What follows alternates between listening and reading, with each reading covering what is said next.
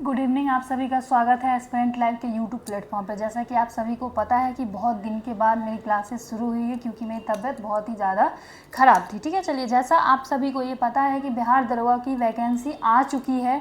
कितनी पोस्ट के लिए? तो 1799, यानी कि 799।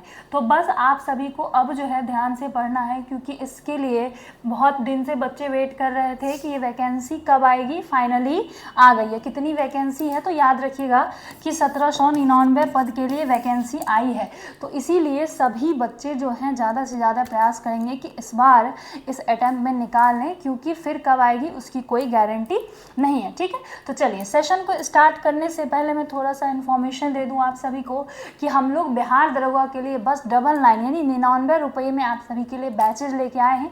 बहुत सारी क्लासेज उसमें चल रही है और एक दो क्लासेज अभी जो है सब्जेक्ट जैसे कि जीएस में आपको हिस्ट्री चल रही है, पॉलिटी भी अब चलेगी। तो सभी बच्चे जुड़े, क्योंकि जो इसमें एकदम फिक्स टाइम पीरियड है 4 महीने के आसपास, इससे ज़्यादा नहीं है। तो अगर इतने जल्दी आपको अपना टारगेट फिक्स करना है और क्योंकि पढ़ने से ज़्यादा आपको क्वेश्चन भी लगाना होगा, तो इसके लिए आपको फोकस करके एकदम ध्यान दे के पढ़ने की ज़रूरत पड़ेगी। ठीक है, चलिए, तो बस आप लोग जाइए इसको ऐप पे, हमारे ऐप पे जाके परचेज करिएगा। ठीक है, दे एस्पिरेंट लाइव के नाम से आपको ये ऐप दिखेगा, एस्पिरेंट लाइव के नाम से, और सारे बच्चे इसको इंस्टॉल करेंगे प्ले स्टोर से, और साथ ही यूट्यूब पे तो फ्री में सेशन चल ही रहा है। ठीक है, चलिए आगे स्टार्ट करते हैं कि चाणक्य का अन्य नाम क्या था। चाणक्य जो हैं उनका दूसरा नाम क्या था?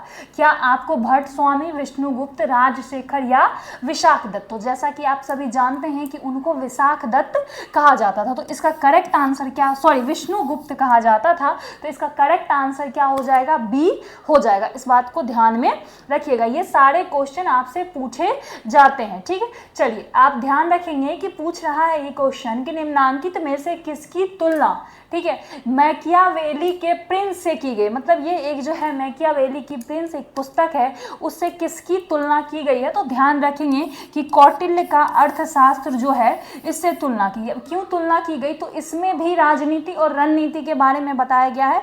कौटिल्य चाणक्य को ही कहते हैं। ठीक है, और इसमें भी आपको ये मैकियावेली की प्रिंस में भी सेम ही चीज बताया गया है, इसीलिए इस दोनों को आपस में क्या किया गया? तो कंपेयर किया गया। ठीक है, चलिए नेक्स्ट क्वेश्चन पे आ जाएंगे। अगला क्वेश्चन कि वह शासक कौन था जिसने आपको राज सिंहासन पर बैठने के लिए अपने बड़े भाई सुसीम की हत्या कर दी। यानी कि वह कौन सा शासक था जो अपने राज सिंहासन पर बैठने के लिए अपने बड़े भाई की हत्या कर दे रहा है? तो आप सभी जानते हैं वो आपको अशोक हो जाएंगे। कौन हो जाएंगे? अशोक। ये किसके पुत्र थे? तो बिंदुसार के। याद रखेंगे कि बिंदुसार के। और इन्होंने क्या किया? तो ये पद पर बैठने के लिए, याद रखें कि यानी कि सिंहासन, आप याद रख लेंगे, पद माने कि सिंहासन, तो ये आपको सिंहासन पर बैठने के लिए इन्होंने क्या किया? तो इन्होंने अपने भाई सुसीम की हत्या कर दी। याद रखेंगे कि सुसीम की हत्या कर दी। एक क्वेश्चन आपसे और पूछेगा कि जो है आपसे कभी कभी पूछ लेगा कि अशोक के पिता का नाम क्या था, तो ये भी आप सभी लोग ध्यान में रखेंगे। ठीक, राज सिंहासन पर बैठने के लिए अपने बड़े भाई जो है सुसीम की हत्या करने वाला शासक बन गए थे अशोक। तो इस पॉइंट को आप एकदम से ध्यान में रखेंगे कि क्या नाम था उनका? तो सुसीम नाम था, और सुसीम की हत्या कर दिया किन्होंने? अशोक ने उनकी हत्या कर दी। दूसरा, बिंदुसार के बाद अशोक और उसके बड़े भाई सुसीम के बीच उत्तराधिकार के लिए गृह युद्ध हुआ, और इसके बाद इन्होंने अपने भाई की हत्या करके क्या किया? तो इन्होंने उस पद को धारण किया, उस गद्दी पे बैठ गए, सिंहासन पे बैठ गए। ठीक है, नेक्स्ट क्वेश्चन पे आते हैं। निम्नलिखित में से सम्राट अशोक की वह कौन सी पत्नी थी जिसने उसको प्रभावित किया? यानी कि आप जानते हैं कि अशोक अपनी पत्नी से बहुत ज्यादा क्या थे? तो प्रभावित थे। ठीक है, प्रभावित थे। अब उनकी कौन से नंबर की वो पत्नी थी जिनसे वो बहुत ज्यादा प्रभावित थे? क्योंकि ये जो इनकी पत्नी थी ये दान पुण्य बहुत ज्यादा करती थी। ठीक, इन्होंने अपने शिलालेख में भी इनकी चर्चा की है और कहा है उनके दान पुण्य के बारे में बहुत सारी बातें कही है। ठीक है, रानी के शिलालेख में ये आपको कहाँ मिलेगा? तो प्रयागराज में ये है, और इसमें अशोक ने बहुत सारी बातें की हैं, और ये उनकी दूसरी नंबर की पत्नी रही। कौन से नंबर की? तो सेकेंड वाइफ। याद रखेंगे कि उनकी सेकेंड वाइफ जो रही उन्हीं से ये बहुत ज्यादा क्या थे? तो प्रेरित थे। और वो कौन थी? तो कारुवाकी। याद रखेंगे कौन हो जाएंगी? तो कारुवाकी। ठीक है, चलिए नेक्स्ट क्वेश्चन की तरफ मूव कर जाते हैं। अगला क्वेश्चन क्या है आपका कि अशोक ने अपने सभी अभिलेखों में एक रूपता से किस प्राकृतिक का प्रयोग किया, यानी अशोक का जो जितना भी अभिलेख था इसमें उन्होंने किसका प्रयोग किया। आपसे क्वेश्चन ये पूछ रहा है तो याद रखें कि किसका, तो अर्धमागधी का इन्होंने प्रयोग किया था। ठीक है, सभी अभिलेखों में एक रूपता का इन्होंने प्रयोग किया, तो इस बात को आप लोग ध्यान में रखेंगे। बिंदुसार ने विद्रोहियों को कुचलने के लिए, बिंदुसार ने विद्रोहियों को कुचलने के लिए अशोक को कहाँ भेजा था, तो उन्होंने अशोक को कहाँ भेजा, तो उन्होंने अशोक को तक्षशिला भेजा। बिंदुसार इनके पिता हुए और इन्होंने विद्रोही को कुचलने के लिए कहाँ भेज दिया अपने पुत्र को, तो इन्होंने तक्षशिला भेज दिया। अच्छा, अब मुझे एक बात बताइए कि ये जो है बिंदुसार जो इनको भेजते हैं, ये जगह का नाम क्या था, तो तक्षशिला नाम था। ठीक, गुप्त काल के सर्वाधिक लोकप्रिय देवता कौन है, यानी कि गुप्त काल में जो देवता हुए सबसे ज्यादा प्रिय और लोकप्रिय देवता कौन हो जाएंगे आपको, तो विष्णु हो जाएंगे। ठीक, कौन हो जाएंगे। अब इसी टाइम पे अगर आप एंशिएंट हिस्ट्री की बात करेंगे, एंशिएंट हिस्ट्री में तो आप देखते हैं कि किनकी पूजा बेसिकली ज्यादा की जाती है, तो पशुपति महादेव की, पशुपति महादेव की। तो ये भी क्वेश्चन आपसे पूछ सकता है कि महादेव जो है एंशिएंट हिस्ट्री के टाइम कौन ज्यादा फेम, मतलब किनको ज्यादा लोकप्रियता मिली, किनको ज्यादा पॉपुलर गॉड कहा गया, तो वो आपको कौन से हो जाएंगे, तो महादेव। तो सेम आपसे पूछ रहा है कि गुप्त काल के टाइम कौन हो जाएंगे, तो विष्णु भगवान हो जाएंगे। ठीक, बाकी बुद्ध के बारे में आप जानते हैं कि इनका जन्म 563 ईसा पूर्व हुआ है। कहां पर, तो ये आप जानते हैं कि नेपाल में लुम्बिनी नामक जगह, ठीक है, लुम्बिनी नामक जगह आप जानते हैं जो कहां पड़ता है, तो कपिलवस्तु में, वहीं पे इनका जन्म हुआ। इनके पिता का नाम क्या था, तो इनके पिता का नाम आपको शुद्धोदन था, याद रखेंगे, शुद्धोदन। दूसरा आप याद रखेंगे कि ये कौन से वंश से रिलेटेड हैं, तो याद रखिएगा कि ये शाक्त वंश से रिलेटेड है। ठीक, इन्होंने अपना गृह त्याग कर दिया 29 वर्ष की अवस्था में, इन्होंने गृह त्याग कर दिया, इन्होंने जीवन के सत्य को जाना और इन्होंने गृह त्याग कर दिया। तो इस बात को ध्यान में रखते हुए आप लोग देखेंगे, साथ ही ध्यान रखेंगे कि यह जो है इन्होंने क्या किया, तो इन्होंने 4 बौद्ध संगति करवाई। कितनी, तो 4। उन चारों बौद्ध संगति के बारे में आप सभी लोग कमेंट बॉक्स में कमेंट करेंगे। ठीक है, कौन कौन सी बौद्ध संगति कराई गई थी। ठीक है, बाकी फिर इनकी जो है कहाँ पे, तो कुशीनगर में इनकी मृत्यु हो जाती है 483 ईसा पूर्व में। ठीक है, इनके पुत्र का नाम राहुल था। ठीक है, इनकी एक जो है सौतेली माँ थी जो इनकी मासी भी लगती थी, जिनका नाम क्या था, तो याद रखेंगे। चलिए नेक्स्ट आते हैं हम लोग कि चंद्रगुप्त सेकंड ने अपने किस विजय की खुशी में चांदी के विशेष सिक्के जारी किए। क्या वो आपको बाल्हिक प्रदेश को जीतने के लिए हुन्नों के परास्त करने के बाद, या फिर शकों को पराजित करने। आप जानते हैं कि शक को जब इन्होंने पराजित किया तो वो क्षेत्र कौन सा क्षेत्र बना, तो बेसिकली वो क्षेत्र आपको गुजरात का क्षेत्र बना, मालवा का क्षेत्र बना।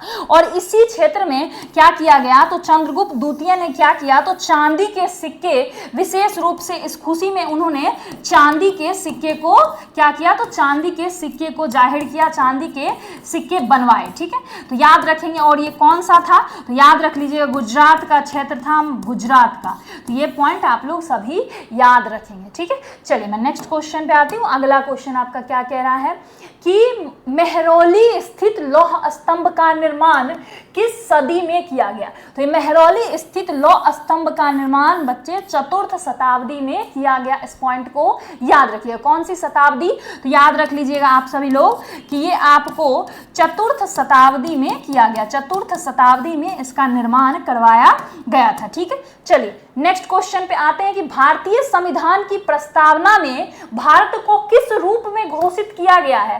क्या एक सार्वभौम मतलब प्रजातांत्रिक गणतंत्र के रूप में, या एक समाजवादी गणतंत्र के रूप में, या फिर मैं अगर पूछूं कि एक जो है प्रभुत्व संपन्न समाजवादी धर्मनिरपेक्ष और प्रजातांत्रिक गणराज्य के रूप में, तो एकदम ये करेक्ट हो जाएगा। आप जानते हैं कि भारत में सोशलिज्म भी है और भारत सेकुलर कंट्री भी है, भारत में डेमोक्रेसी भी है, गणतंत्र भी है, लोकतंत्र भी है, धर्मनिरपेक्षता भी दिया गया है, अखंडता भी दिया गया। तो इसका करेक्ट आंसर क्या हो जाएगा आपको, तो सी हो जाएगा। ठीक, चलिए एक बार और देखते हैं। बिहार दरोगा के बच्चों के लिए सबको पता है कि 1799 पद की बहाली आ रही है। ठीक, आ गई। ठीक, 26 तारीख से आप सभी 26 सितंबर से आप सभी का ये फॉर्म फिलअप होने लगेगा। ठीक है, फॉर्म फिलअप होने लगेगा। ये पहले से हम लोगों ने बता दिया था कि वैकेंसी आने वाली है। तो अब इस पे फोकस आपको क्या करना है कि अभी से अपने स्टडी को इस तरीके से आप प्लान करेंगे कि बिल्कुल ही दिक्कत ना हो, क्योंकि अभी जो है बीपीएससी का जो एग्जाम हुआ था उसमें आपने देखा होगा अगर,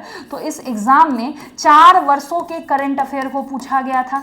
ठीक है, क्वेश्चन का अगर आप लेवल देखेंगे तो लेवल क्वेश्चन का अच्छा था और बार के अकॉर्डिंग इस बार। तो हो सकता है दरोगा में भी लेवल थोड़ा अप जाए और करंट अफेयर की तुलना विगत वर्षों से ज्यादा इस बार पूछी जाए। तो उस तरीके से प्रिपेयर करना है। बाकी मैं बता दूं ये क्लास आपको दरोगा के एग्जाम तक में खत्म हो जाएगी। इसमें ऑल सब्जेक्ट होंगे, टॉपिक वाइज क्लासेस होगी, board PDF, printable PDF, live recorded classes, topic wise practice set और 20,000 से ज्यादा एमसीक्यू। साथ में आपको होमवर्क भी दिया जाएगा। क्या दिया जाएगा, तो होमवर्क। और होमवर्क नहीं बनाने वाले को डिजिटल डंडे से पिटाई भी की जाएगी, क्योंकि होमवर्क बनाते रहेंगे तो आप सभी को याद रहेगा कि क्या पढ़ा है आपने और कितना पढ़ा है और क्यों जरूरी है ये। ठीक है, तो इसको आप सभी लोग ध्यान में रखेंगे। बाकी आप लोग डबल स्टार चाहते हैं तो बैच को परचेज करें। बाकी यूट्यूब पे तो सेशन चलता है, बस यही है कि उसमें आपको थ्योरी पढ़ने को मिलेगा। ठीक है, थ्योरी पढ़ने को मिलेगा और यहाँ आप क्वेश्चन सेट लगा रहे हैं।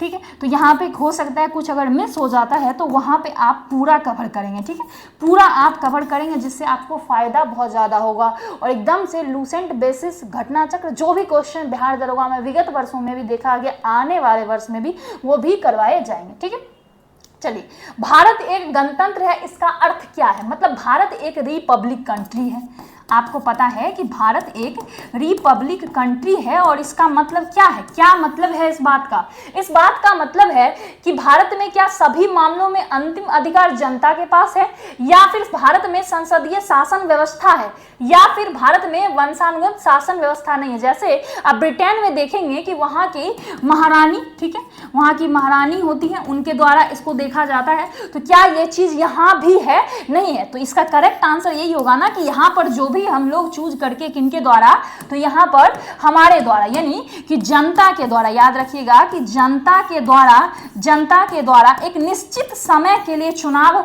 में प्रत्यक्ष अप्रत्यक्ष रूप से जनता के द्वारा ही शासन में चूज करके जाते हैं। तो ये हमारा देश इसीलिए रिपब्लिक है क्योंकि यहाँ पर वंशानुगत व्यवस्थाएं नहीं है ब्रिटेन के जैसे। इस बात को ध्यान में रखिएगा। ठीक, चलिए नेक्स्ट क्वेश्चन की तरफ आते हैं कि निम्नलिखित में से कौन सा शब्द भारत के संविधान की उद्देशिका में नहीं है। क्या सोशलिज्म है, करेक्ट है, समाजवादी, पंथ निरपेक्ष है, प्रभुत्व संपन्न है, लोक कल्याण है, क्या नहीं है। आप जानते हैं कि इसका करेक्ट आंसर डी होगा, क्योंकि आपने अगर पढ़ा होगा डीपीएसपी के बारे में, जो आपको कहाँ मेंशन है, तो राज्य के नीति निर्देशक तत्व में। याद रखिएगा कि राज्य के नीति निर्देशक तत्व में ये मेंशन है और इसी में एक कल्याणकारी राज्य की स्थापना के बारे में कहा गया। क्या कहा गया, तो एक याद रखेंगे कि कल्याणकारी, याद रखिएगा, एक कल्याणकारी राज्य की स्थापना के बारे में बात किया गया है। और कहां से कहां तक, ये डायरेक्ट क्वेश्चन ऐसे पूछ सकता है स्टेटमेंट में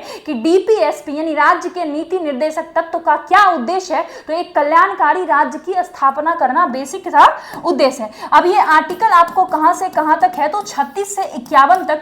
इसको एडॉप्ट कहां से किया गया है, मेनली पूछा जाता है दरोगा सब एग्जाम में। तो याद रखिएगा कि इसको आयरलैंड के संविधान से लिया गया। ठीक, और दूसरी सबसे इंपॉर्टेंट बात याद रखिएगा कि ये भाग 4 में दिया गया। किसमें, तो भाग 4 में दिया गया। तो इस पॉइंट को याद रखिएगा। ठीक, चलिए नेक्स्ट, कल्याणकारी राज्य का उद्देश्य क्या है। अब एक जो है वेलफेयर स्टेट को जो अगर बनाएंगी गवर्नमेंट, तो उसका बेसिक सा क्या ऑब्जेक्टिव होगा, उसका क्या उद्देश्य होगा। क्या अधिकतम संख्या का अधिकतम संख्या का अधिकतम कल्याण सुनिश्चित, या कमजोर वर्गों के कल्याण का प्रबंधन, या फिर सभी नागरिकों को स्वास्थ्य सुविधाएं प्रदान करना, या इनमें से कोई भी नहीं। क्वेश्चन नंबर 13 कि मतलब एक कल्याणकारी राज्य जब आपका एस्टैब्लिश हो रहा है तो उसका बेसिक सा उद्देश्य क्या है, आपसे ये पूछ रहा है, तो उसका बेसिक सा उद्देश्य क्या हो जाएगा। ठीक है, चलिए तो इस क्वेश्चन नंबर 13 का अगर मैं करेक्ट आंसर की बात करूं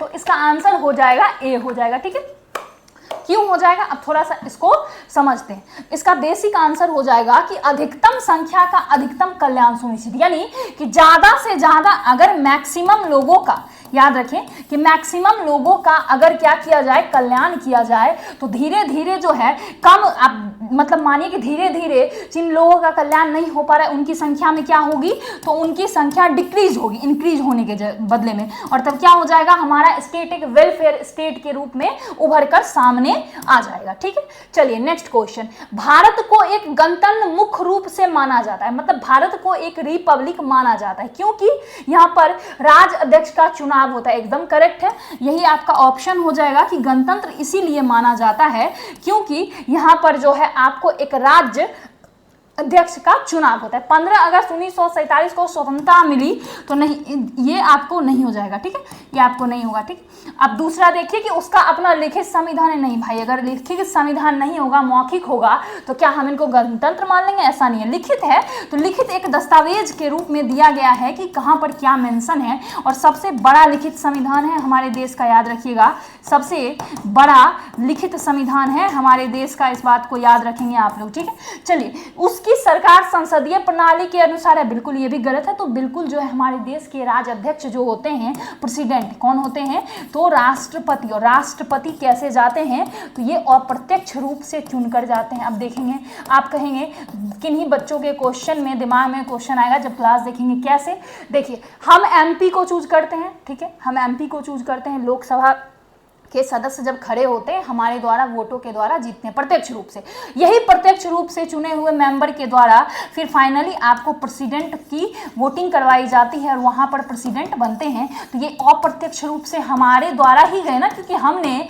अपनी तरफ से जिन्हें प्रेजेंट करने के लिए लोकसभा में भेजा, उनके द्वारा आपको राष्ट्रपति के द्वारा, राजाध्यक्ष के द्वारा क्या किया गया, तो चुना गया। ठीक है, भारतीय संविधान की प्रस्तावना के सिलसिले में निम्नलिखित में से कौन सा क्रम आप को सही दिख रहा है? क्या गणतंत्र, जनवादी, धर्मनिरपेक्ष, समाजवादी, सार्वभौम, सत्ता समर्पण। ठीक, दूसरा सार्वभौमता, सत्ता समर्पण, समाजवादी, जनवादी, धर्मनिरपेक्षता या गणतंत्र, या फिर जो है आप कहेंगे कि जनवादी। तो जनवादी तो अभी तो आपने नहीं देखा होगा, बेसिकली सार्वभौम है, सत्ता समर्पण है, समाजवादी, धर्मनिरपेक्ष और जनवादी। तो इसका करेक्ट आंसर क्या होना चाहिए आपके अकॉर्डिंग? तो जब भी आप लोग क्लास देखें तो पहले आंसर देखने से पहले आप अपना आंसर कमेंट कर देंगे और इसका करेक्ट आंसर क्या हो जाएगा, तो आपको डी हो जाएगा। ठीक है, चलिए, निम्नलिखित में से कौन मुद्रा आपूर्ति नियंत्रण में सहायक नहीं है? यानी कि मुद्रा आपूर्ति का जो नियंत्रण है, ठीक है, मतलब मनी सप्लाई जो होता है उसको कंट्रोल करने में हेल्पफुल कौन सा नहीं है?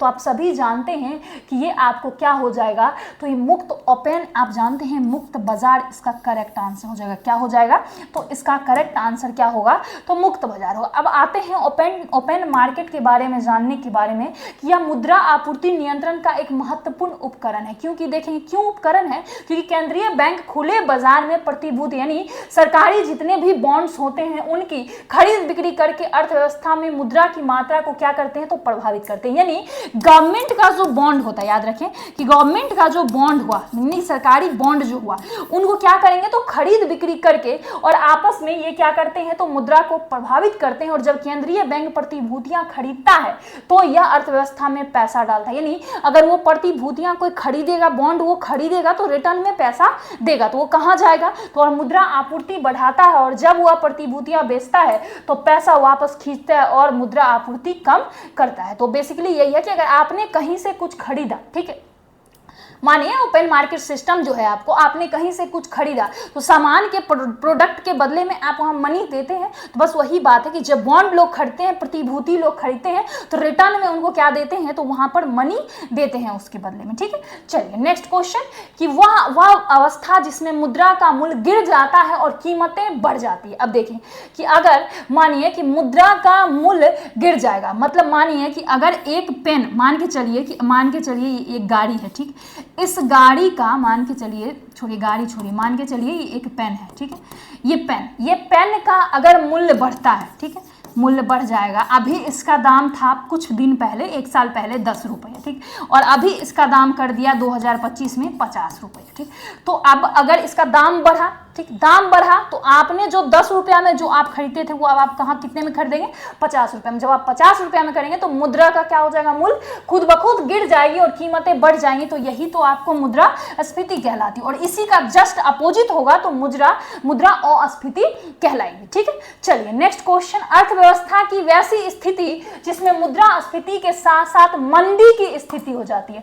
मतलब मुद्रास्फीति तो पहले से है, यानी कि कीमत पहले बढ़ चुका है और मुद्रा जो है उसका दाम पहले ही कम चुका है। क्वेश्चन आपसे ये कर रहा है, तो उसके बाद आपसे पूछ रहा है कि उस स्थिति में मंदी भी आ जाएगी तो उसको क्या कहेंगे, स्टैगफ्लेशन कहेंगे। और जब स्टैगफ्लेशन बढ़ता है तो मार्केट में क्या, तो बेरोजगारी दर बढ़ जाती है। ठीक है, बेरोजगारी बहुत ज्यादा बढ़ने को देखने को मिलती है। मुद्रास्फीति की से बाजार की वस्तुएं सस्ती, बिल्कुल बाजार की वस्तुएं महंगी होगी तभी तो मनी का इन्फ्लेशन हो जाएगा। ठीक है, इस बात को ध्यान में रखिएगा। नेक्स्ट आते हैं कि लगातार बढ़ती कीमतों की प्रक्रिया होती है क्या, जो कांस्टेंट अगर लगातार कीमतें बढ़ती जा रही, यानी कीमत जो है घटने का नाम ही नहीं ले रही है, तो वो क्या हो जाएगा, मुद्रास्फीति हो जाएगा। जैसे पेट्रोल का प्राइस देखिए, कभी 50 रुपए था, जब से बढ़ना स्टार्ट हुआ 70, 75, 72, मतलब 70, 72, 75, 90 ऐसे बढ़ते गया, लेकिन कभी कम नहीं हुआ। तो अगर आप एक तरीके से समझना चाहें एग्जाम्पल के पॉइंट से तो ये आप समझ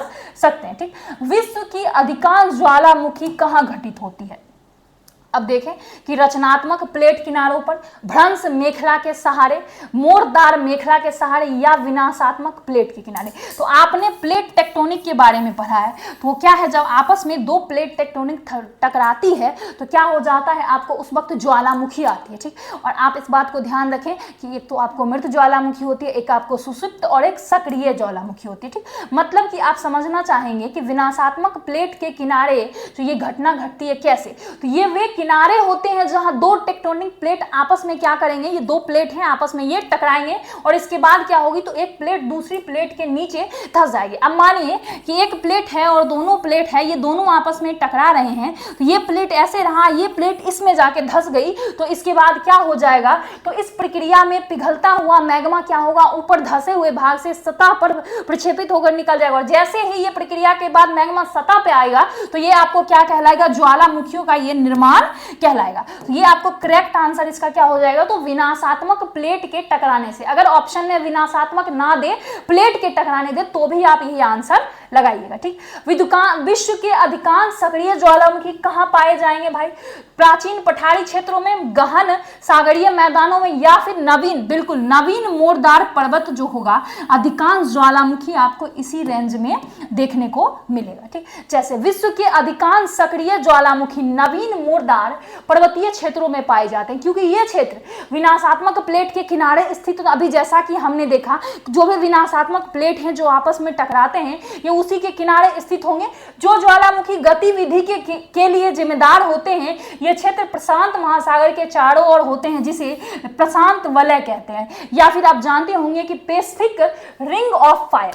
तो इसको रिंग ऑफ फायर के नाम से भी आप जानेंगे। बेसिकली इस एरिया में सक्रिय ज्वालामुखी देखने को मिलता है, और मृत ज्वालामुखी जहां कभी भी नहीं आता। सुषुप्त मतलब आता है और नहीं आता, कम आता है कभी, और सक्रिय मतलब आते रहता है कंटिन्यू ज्वालामुखी। तो यही कह रहा है कि जहां दुनिया के लगभग 75% सक्रिय और सुप्त ज्वालामुखी पाए जाते हैं, कौन सा क्षेत्र हुआ, तो ये आपको जो है प्रशांत महासागर का क्षेत्र हो जाएगा, जिसे रिंग ऑफ फायर भी आप कह देंगे। ठीक है, चलिए, प्रशांत महासागर के चारों तरफ स्थित ज्वालामुखी की पेटी को क्या कहेंगे, तो अभी आपने देखा उसको क्या कहते हैं, तो रिंग ऑफ फायर। ठीक है, रिंग ऑफ फायर यानी प्रशांत वलय। तो ऑप्शन में आपकी क्या हो जाएगा, तो अग्नि श्रृंखला, यानी आग का जो श्रृंखला हो जाएगा वो हो जाएगा। ठीक है, नेक्स्ट देखिए कि विश्व के अधिकांश सक्रिय ज्वालामुखी निम्नलिखित में से किस क्षेत्र में पाए जाएंगे। तो अभी हमने देखा कि प्रशांत महासागर के क्षेत्र में पाए जाएंगे, तो हम कह सकते हैं इसको परी प्रशांत पेटी में इसको देखने को ये ज्यादा का ज्यादा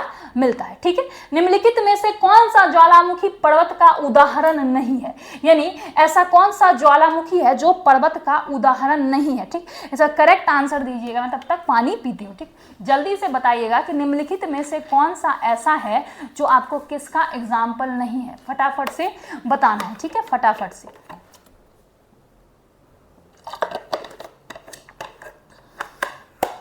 चलिए, तो याद रखिएगा इसका करेक्ट आंसर हो जाएगा माउंट ब्लैक। क्या होगा बच्चे, तो इसका करेक्ट आंसर आपको हो जाएगा माउंट ब्लैक। ठीक, चलिए नेक्स्ट क्वेश्चन पे हम लोग आते हैं। आपका अगला क्वेश्चन क्या है, विश्व का सबसे ऊंचा ज्वालामुखी पर्वत कोटोपैक्सी कहाँ स्थित है, मतलब कहाँ है। तो ये तो बेसिकली जापान, फिलीपींस, इक्वाडोर, ये तो आप हवाई द्वीप तो याद रखेंगे कि इक्वाडोर में विश्व का सबसे ऊंचा पर्वत ज्वालामुखी जिसको कोटोपैक्सी कहा जाता है कहाँ है, तो ये आपको इक्वाडोर में स्थित है। इस पॉइंट को याद रखिएगा। नेक्स्ट क्वेश्चन कि 2 या अधिक राज्यों या संघीय प्रदेश के लिए एक सामान्य उच्च न्यायालय की स्थापना की जाती है, ठीक, किसके द्वारा, मतलब 2 या 2 से अधिक राज्य के लिए एक सामान्य हाई कोर्ट की स्थापना की जाएगी। ये संसद द्वारा कानून बनाया जाएगा। अब आप लोग मुझे बताइएगा, ये अभी तो सिविल कोर्ट का जो इंटरव्यू हुआ, ठीक है, इसके बाद मैं उन सभी बच्चे से पूछूंगी ये क्वेश्चन जिन्होंने पहले भी पढ़ा है कि सबसे पुराना उच्च न्यायालय कौन सा है, सबसे पुराना उच्च न्यायालय कौन सा है ये बताना है, ठीक। उच्च न्यायालय का प्रावधान जो है, उन न्यायालय की स्थापना किस आर्टिकल में की गई ये बताना है, ठीक है। सबसे बड़ा उच्च न्यायालय कौन सा है, ठीक, सबसे बड़ा उच्च न्यायालय कौन सा है, उच्च न्यायालय कौन सा है। क्योंकि हम बिहार दरोगा के लिए पढ़ रहे हैं तो पटना हाईकोर्ट जो है, आप जानिएगा कि पटना हाईकोर्ट की स्थापना कब हुई ये आपको बताना है, ठीक है।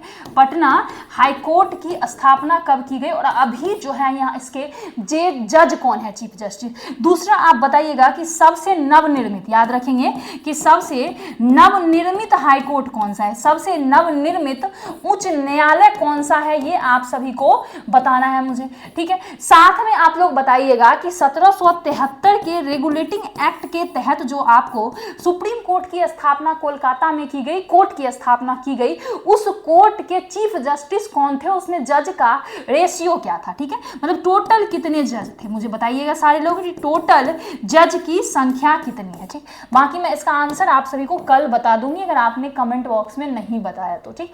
उच्च न्यायालय के न्यायाधीशों की नियुक्ति के लिए राष्ट्रपति निम्न में से किससे परामर्श करता है। देखिए, उच्च न्यायालय में जो न्यायाधीश होगी इनकी भी नियुक्ति राष्ट्रपति करेंगे और सुप्रीम कोर्ट के न्यायाधीश की भी नियुक्ति राष्ट्रपति करेंगे। तो सर्वोच्च न्यायालय का मुख्य न्यायाधीश, संबंधित राज्य के उच्च न्यायालय के मुख्य न्यायाधीश, संबंधित राज्यपाल, तो ये सभी से ये परामर्श करेंगे, ठीक। ये सभी से ये क्या करेंगे, तो परामर्श करेंगे। इस बात को ध्यान में रखिएगा। चलिए नेक्स्ट आते हैं, उच्च न्यायालय के क्षेत्राधिकार को घटाने या बढ़ाने का अधिकार किसे, मतलब जो हमारा उच्च न्यायालय है उसका क्षेत्राधिकार बढ़ाने या फिर घटाने का दायित्व किसके पास हो जाएगा, संसद। आप याद रखिए कि संसद जो है हमारा पार्लियामेंट, इसकी चर्चा आर्टिकल 79 में की गई है।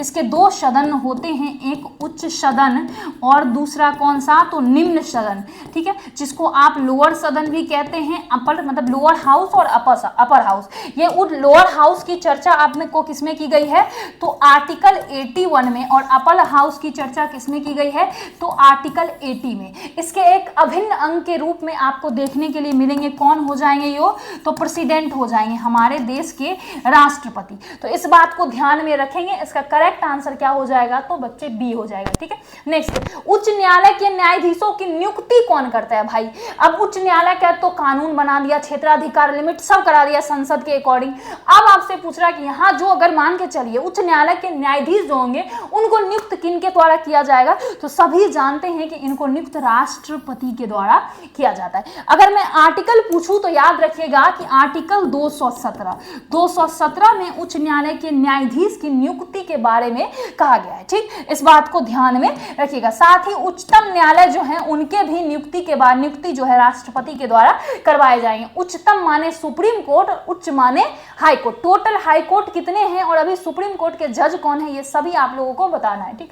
बिहार दरोगा यानी डबल स्टार बैच जो है आप सभी के लिए लॉन्च किया गया है हमारी तरफ से, तो सारे बच्चे जो है इसमें जुड़ेंगे, बिल्कुल जुड़ेंगे। आप सभी के लिए ये डबल स्टार बैच है और डेफिनेटली जुड़े। कितने में, तो बस 99 में जुड़ना है और इसमें आप सभी के लिए ऑल सब्जेक्ट है, टॉपिक वाइज है। आप सभी को board PDF, printable PDF, live recorded class, topic wise 20,000 plus MCQ with homework दिया जाएगा। और जल्दी से जुड़े क्योंकि एग्जाम का आपको पता है कि नोटिफिकेशन तो आ ही चुका है 1799 पद के लिए। बाकी आई होप आपको क्लास अच्छी लगी। बहुत दिन के बाद मैं आप लोगों के साथ जुड़ी हूँ, बाकी मैं फिर रेगुलर क्लास लाऊंगी, ठीक है। चलिए धन्यवाद।